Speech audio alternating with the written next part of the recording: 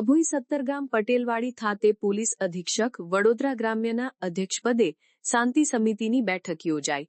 વડોદરા જિલ્લા પોલીસ અધિક્ષક સુશીલ અગ્રવાલના અધ્યક્ષપદે ડભોઈ 17 ગામ પટેલવાડી ખાતે શહેરના વિવિધ વિસ્તારના આગેવાનો તથા ગણેશ મંડળોની સંયુક્ત રીતે શાંતિ સમિતિની મીટિંગ મળી હતી। આગામી ગણેશ વિસર્જન હોવાથી ડભોઈ શહેર તાલુકામાં જાહેર સુલે શાંતિનો ભંગ ન થાય તે માટે સૂચનો કર્યા હતા, જેમાં શોભાયાત્રા દરમિયાન ધાર્મિક લાગણી દુભાય તેવા કોઈપણ ગીતો વગાડવા નહીં, વિવાદ ઊભો કરે તેવી કોઈપણ પોસ્ટ વાયરલ કરવી નહીં અને તમારામાં જો કોઈ અનિષ્ટ તત્વ માલુમ પડે તો તુરંત પોલીસને જાણ કરવી અને સાથ સહકારથી શાંતિપૂર્ણ રીતે ઉત્સવની ઉજવણી કરવી।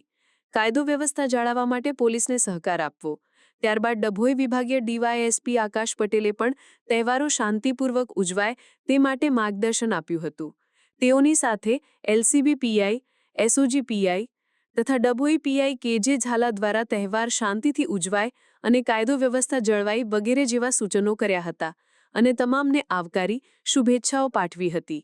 જ્યારે કે નગરપાલિકા વહીવટીતંત્ર દ્વારા હીરા ભાગોળ બહાર કૃત્રિમ તળાવ બનાવી વિસર્જન દરમિયાન તમામ પ્રકારનું સુંદર આયોજન કરવામાં આવશે તે અંગે જાણકારી આપી હતી। આ પ્રસંગે આગેવાનો અને ગણેશ મંડળના આયોજકો વગેરે મોટી સંખ્યામાં ઉપસ્થિત રહ્યા હતા। આજે વડોદરા ગ્રામ્ય જિલ્લાના ડભોઈ ડિવિઝનની અંદર તમામ પોલીસ સ્ટેશનોના ગણપતિ મહોત્સવના આયોજકો સાથે એક મીટિંગ લેવામાં આવી છે। ગણપતિ બાપ્પાનું આ જો તહેવાર સુચારુ રૂપથી કેવી રીતે થઈ શકે છે, લોકોની આસ્થાને પોલીસની વ્યવસ્થા સાથે કેવી રીતે અમે લોકો જોડી શકાય છે તે બાબતની ચર્ચાઓ કરવામાં આવી છે અને લોકોની સમસ્યાનું ઉકાલન કેવી રીતે થઈ શકે છે તે બાબતની પણ સૂચનાઓ આપવામાં આવી છે।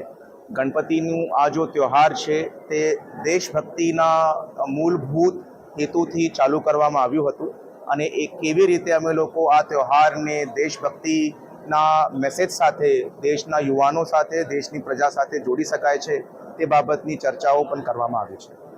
વિસર્જન હોય છે, ગણપતિ મહોત્સવ હોય છે, અનેક સામાજિક તત્વો હોય છે તે આવી રીતે કંઈક શાંતિ દોરવાનો પ્રયાસ કરતા હોય, પોલીસની શું તૈયારી છે, પોલીસની શું ક્ષમતા છે? આ લોકો પોલીસ દ્વારા એક ઓપરેશન પરાક્રમ લોન્ચ કરવામાં આવ્યું છે। તેની અંદર સતત પોલીસ દ્વારા પ્રોહિબિશનના કેસીસ, ડ્રગ્સના કેસીસ અને ડ્રંક એન્ડ ડ્રાઈવના કેસીસ કરવામાં આવે છે।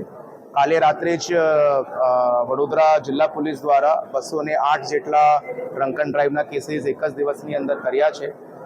તમામ સામાજિક તત્વો ઉપર પોલીસની કડી નજર છે, એમના ઉપર પ્રિવેન્ટિવ એક્શન પણ લેવામાં આવ્યું છે અને કોઈ પણ અસામાજિક તત્વ આ તહેવારની અંદર ખલલ નહીં નાખે તે બાબતની ખાસ કાળજી પોલીસ દ્વારા રાખવામાં આવે છે।